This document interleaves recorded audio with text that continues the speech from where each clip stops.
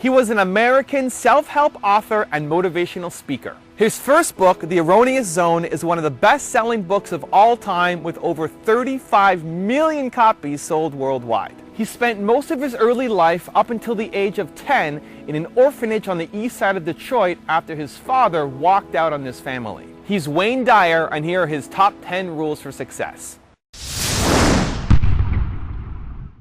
You can't give away what you don't have. Now, it sounds ridiculous, okay? But it's more than what meets the ear as you hear this. You can't give away what you don't have. People who are not good at giving away love can't give away love because they don't have it to give away. If I want to give you a dozen oranges, I can't give you those dozen oranges unless I go out and pick up 12 oranges someplace. Otherwise, all it is just empty rhetoric. And the same thing is true of virtually everything in your life. You can't give away love for others if you don't have love in here to give away. If what you have in here is contempt, if what you have in here is anger, if what you have in here is fear, then these are the things you're going to be giving away in your life. The second thing that the ego teaches us is that who I am is not only what I have, but who I am is what I do, what I accomplish.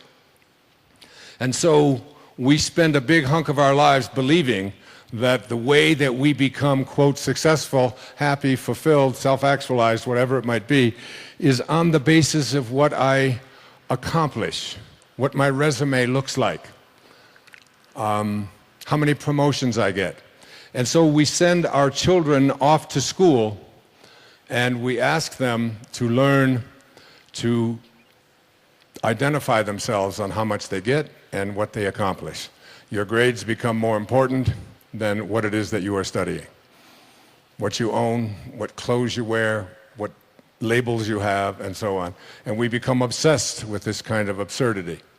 And this is the false self at work. There are many ways to get the things that we want for ourselves in our lives. But basically, it all begins with how we choose to think. As you think, so shall you be. 7 little words that I think are perhaps the most important things that we can learn and master in our lives. This old proverb notion that I become what I think about all day long. And once you know that what you think about is what expands, you start getting real careful about what you think about. You don't allow your thoughts to be on anything that you don't want or that you wouldn't want to have manifest or show up for you in your life. Have a mind that is open to everything and attached to nothing. One of the central principles of my life is that no one knows enough to be a pessimist about anything.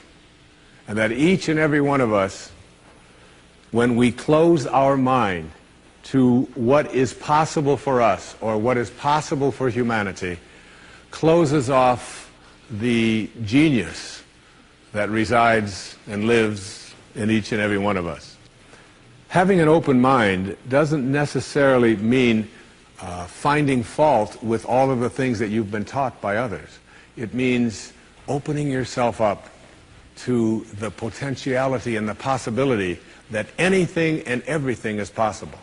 So having a mind that is open to everything and attached to nothing really means finding within ourselves the ability to get rid of a trait that I find so common in the contemporary world. Do you know that most people that I meet spend their lives looking for occasions to be offended? They actually are out there hoping that they can find some reason to be offended. And there's no shortage of reasons. They're out there everywhere. The way this person dressed, what this person said, they turn on their TV, they hear the news, they're offended by this, someone used language that they didn't like, someone doesn't share the same customs that you, and people all day long. In fact, if you keep track tomorrow, you will find probably 100 reasons that you can go around being offended. But a mind that is open to everything and attached to nothing is a mind that says, I'm never looking for anything to be offended by. And that whatever anybody else out there has to say, my response to that is, that's an interesting point of view. I've never considered that before. When you change the way you look at things, the things you look at change. Albert Einstein once observed that you have the most fundamental and major decision that you have to make in your life is this: do I live in a friendly or a hostile universe? Which is it? Is it a universe that is filled with hostility and anger and people wanting to hate each other and people wanting to kill each other? Is that what you see? Because when you see the world that way, that's exactly what you will create for yourself in your life. This is from great scientific minds. And the interesting thing is that this is not just a clever play on words, that when you change the way you look at things, the things you look at change. It's actually a very scientific thing, and I'm going to show you that in just a moment. I'd like you to imagine the following scene. You're in your house. You've got your car keys in your hand. The lights go out. Power failure. You can't see a thing. You stumble around in your living room and you drop your keys. And you look around for a moment and you realize that you're never going to find them in the dark. But you look outside and you notice that the street lights are on. So in your mind, a light bulb goes off. I'm not going to sit around here in the dark and grope around looking for my keys when there's a light on outside. I'm going to go out here under the street light and I'm going to look for my keys. Why are you laughing? This makes a lot of sense. So you're out here and you're groping around and you're looking for your keys and you're looking and looking, and your neighbor comes along and says, what happened, Wayne? Well, I dropped my keys. Oh, I'll help you look for them. And the two of us are now down here looking for our keys. And looking, finally he says to me, excuse me, but where did you drop your keys? Well, I dropped them in the house. He said, you mean to tell me that you dropped your keys in the house and you're looking for them out here in the street light? Doesn't make any sense. And I said, well, it doesn't make any sense to grope around in the dark when there's light out here. Now you laugh and you think how silly that is, but isn't that exactly what we do when we have a problem, a difficulty, a struggle that is located inside and we're looking for the solution outside, someplace outside of ourselves? It would be like going to the doctor and telling him all of your symptoms, and the doctor says, oh boy, you've got a lot of symptoms. And he starts writing out prescriptions. You need a prescription for this symptom, you need a prescription for that symptom, and finally he gets this 4 or 5, and you go to walk out, and you say, well, I'd like my prescriptions. He said, no, I'll give this one to your mother-in-law, and I'll give this one to your neighbor, and I'll give this one to your daughter, and I'll give this one to your father. I mean, you're the one with the struggles and with the difficulties, and expecting somebody else to change or something outside of you to get better in order for you to make your life work at this level that I'm calling intention is something you have to really take a hard look at. It's in here. I used to say that before I had children, I had 8 theories about how to raise children. And now I have 8 children and no theories. All right? But one of the things I know about children is that no one likes being told what to do.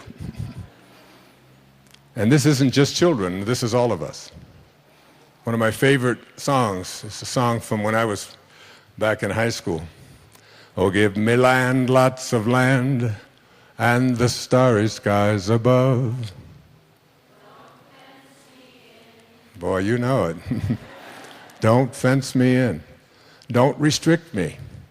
Don't put boundaries on me. Don't tell me what I can do and what I can't do. Don't tell me how to be there. Don't tell me what to wear, what to think. Don't tell me how to do yoga. Don't tell me, I don't want to be told. This is the soul speaking, always. The soul is constantly having a desire to expand and grow. And anything or anyone that comes into your life that attempts to do that, you will find yourself fighting it and reaching back. There are no justified resentments. And this is a very difficult principle for many people to get, but one that I believe very strongly in. I was in a group one time of drug addicts and alcoholics. And I was one of the people that was a sponsor and leading this group. And the sign on the wall said, "There are no justified resentments in this group." And what I said to that group that night was, no matter what anybody says to you here, no matter what kind of anger comes directed towards you, no matter how much hate you may encounter showing up in your life, there are no justified resentments. Meaning that if you carry around resentment inside of you about anything or about anyone, and I'm talking about the person that you lent money to and hasn't paid you back, I'm talking about the person in your life that you feel was abusive in your life, I'm talking about the person who walked out on you and left you for somebody else. I'm talking about all of the things that you have justified in your heart and in your life that you have the right to be resentful about. And I'm suggesting to you that those resentments will always end up harming you and creating in you a sense of despair. I've often said that no one ever dies from a snake bite. The snake bite will never kill you. You cannot be unbitten. Once you're bitten, you're bitten. But it's the venom that continues to pour through your system after the bite that will end up destroying you. In my mind, as I think about this idea of getting what you really want and being able to attract it into your life, what we have to look at is basically the obstacles that we have conditioned ourselves. And you notice I say that we have conditioned ourselves, because I have never believed that we need to be putting the responsibility on someone else. If you're conditioned, it's because you have allowed yourself to become that. And if we are conditioned, if we've conditioned ourselves to believe certain kinds of things, and one of the things that we kind of believe and hang on to and live with is this whole idea that all of the things that happened to me in my past are what are keeping me from doing what I'd like to do today. So we hang on to these things and we fill ourselves with blame. We say, I'm the middle child. I'm the youngest child. I'm the oldest child. You know, I'm an only child. Any one of those is a great excuse. You know, if you're the youngest child, you can say, well, you know, how could I be making decisions for myself and be a fully functioning person today when I always had somebody else telling me what to do my whole life? How could I think for myself? If you're the oldest child, you can simply say to yourself, well, how could I be expected to think for myself? I always had to think for somebody else. I was always doing it for somebody else. And that leaves the middle child, you know, the classic identity crisis. Oh, poor me. My mother didn't even know my name. She's always calling me by this one's name or that one's name. So I don't know where I fit in. So that takes care of everybody except the only child. And of course the only child, well, your parents looked at you and said, we won't be doing that again. Huh? You have to live with that, I don't. Huh? So everybody, with their birth order, or with their mother liked their sister better, or that we had enough, or we didn't have enough, or we had too much, or we lived in the north, we lived in the south, I'm too tall, I'm too short, I've got too much hair, I don't have enough hair, it's falling out, it's not falling out, whatever it is, we all have these excuses. And I call all of these things that we hang on to and use to keep ourselves from reaching these higher places in our lives, the wake. I call it the wake. And the wake comes from a story that I heard Alan Watts tell one time, and it was a very powerful story. He said, your life is like a boat.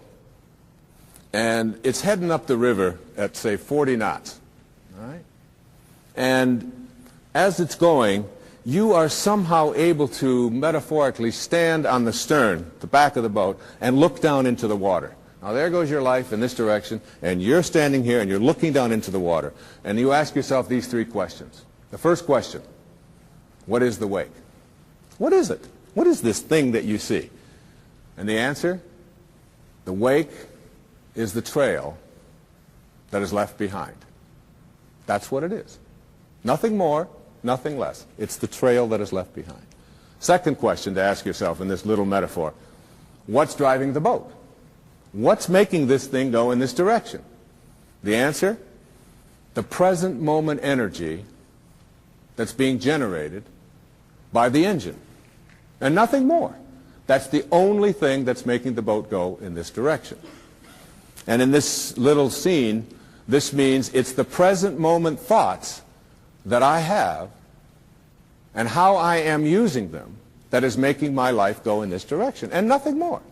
Because the third question is the most important and powerful question. And ever since I heard it, I've always thought about this whenever I have a tendency to look back here and blame something. Is it possible for the wake to drive the boat? That is, can a trail that is left behind make a boat go in this direction? And of course the answer to that is no, it can't. It's just a trail that is left behind. And in that trail, there are an enormous number of things, and every one of us has a wake. And we have a whole lot of stuff in it. And one of the problems that we have is that we have a tendency to look at the wake and all of the stuff that's in it to explain why it is my life isn't working the way I would like it to work. So this was something that Portia Nelson, who I knew, who passed away a few years back, 10 years back now. She lived up in Seattle. And she was at a seminar, and they were asked to write the autobiography of their life in five verses, 5 chapters. So, and they gave them only like cards this size. Actually, they were smaller than this. They were 3 by 5 cards. So write out chapter 1 of your life and just go to where you are today. And I remember doing this very same thing, but what she wrote was so brilliant that I asked her daughter if we could put it on public television, which I did on the most recent show, and we made a contribution to Portia's work. So this is what she wrote down in the chapter 5 of her life. Chapter 1, she said, I walk down the street. There's a deep hole in the sidewalk. I fall in. I'm lost. I'm helpless. It isn't my fault, and it takes forever to find a way out. Chapter 2 of my life. I walk down the same street. There's a deep hole in the sidewalk. I pretend I don't see it. I fall in again. I can't believe I'm in the same place. It isn't my fault. It still takes a long time for me to get out. Chapter 3 of my life. I walk down the same street. There's a deep hole in the sidewalk. I see it there. I still fall in. It's a habit. But my eyes are open. I know where I am, and it is my own fault, and I get out immediately. Chapter 4 of my life. I walk down the same street. There's a deep hole in the sidewalk. I walk around it. Chapter 5 of my life. Finally, I walk down another street. Isn't that great? The next principle I call don't die with your music still in you. And who better to quote than Thoreau right here in Concord when he talked about some of us hear a different drummer and we must march to the music that we hear. But all of you, everybody watching, everybody here in this beautiful parish, all of you have some music playing. And all of you have a heroic mission. There's no accidents in this universe. We all show up here with a purpose. There's an intelligence that is a part of everything and everyone, and all of us are connected to it. And too many of us are afraid to listen to that music and march to it. You out there, I know you have a book you wanted to write. I know there's a composition you wanted to compose. I know there's a song you want to sing someplace. Maybe you want to raise horses out in Montana. Or maybe you want to open up an ice cream shop on Cape Cod. Who knows what it may be. Maybe you just want to travel and see the world. Maybe you want to go into a relationship with someone but you've been afraid to, but your heart says it's the right thing to do. All of us feel something. And in Leo Tolstoy's famous novel, The Death of Ivan Ilyich, he asks this question that would be terrifying to me. He says, as he has his accountant from Moscow lying on his deathbed, contemplating the horror of this question, what if my whole life has been wrong? I've known what my music is. It's playing right now. As I stand here in front of you with these cameras and in this place, and as I sit down and write my books and tell the world what I know are my truths, I feel always completely on purpose and fulfilled. And no time will I ever come to the end of my life and say, what if my whole life has been wrong? Whoever you are, whatever that music is, however distant it may sound, however strange, however weird others may interpret it to be, don't get to the end of your life and know that you're going to leave and not have it played yet. Don't die with your music still in you. Thank you so much for watching. I made this video because Jason Han, video man Jason Han, asked me to. So if there's a famous entrepreneur that you want me to profile next, leave it in the comments below and I'll see what I can do. I'd also love to know which of Wayne's top 10 rules meant the most to you. Leave it in the comments. I'm going to join in the discussion. Thank you so much for watching. Continue to believe, and I'll see you soon.